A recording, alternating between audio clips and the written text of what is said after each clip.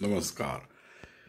ही एक मी थोडी वैचारिक आणि विनोदी अशी दोन्ही मिक्स अशी कविता केली. ती मी वाचून दाखवतो. त्या कवितेचं नाव आहे सरकारी आणि खाजगी.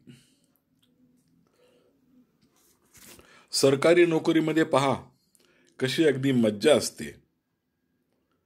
कुठे कुणाचे काहीही हो, आपल्याला फिकीर नसते. खाजगी नोकरीत मात्र राहावे लागते फार जपून. काही चुकू नये आपले, चालावे लागते सांभाळून. सरकारीमध्ये महाराज, सोयी सुविधा भरपूर. पाहिजे तशी ऐश करावी, सदा आनंदात मस्तीत चूर. खाजगीत कुठे असे लाड, जेवढे काम तेवढेच दाम. प्रत्येक दिवशी डोक्यावर टांगती तलवार, हे राम.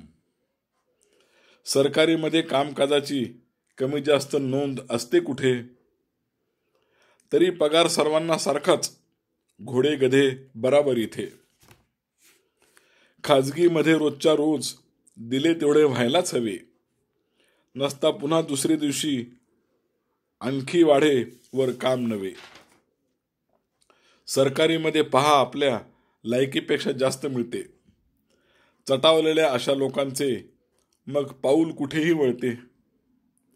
खाजगीमध्ये कसं स्ट्रिक्ट, दयामाया नसतेच काही.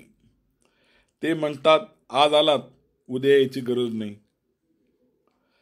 सरकारीमध्ये असलेले हे फुकटछाप कर्मचारी खाजगीमध्ये घ्यावे सगळे, बंद होईल त्यांची मिराजदारी.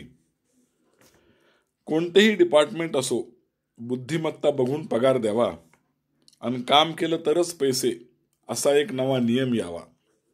बघा तुम्ही आपल्या देशाचा मग किती विकास होईल. कर्मचारी मग अपेक्षेपेक्षा जास्त काम करीत राहील. नो प्रेफरन्स, नो पार्शालिटी, सर्वजण सारखे म्हणा.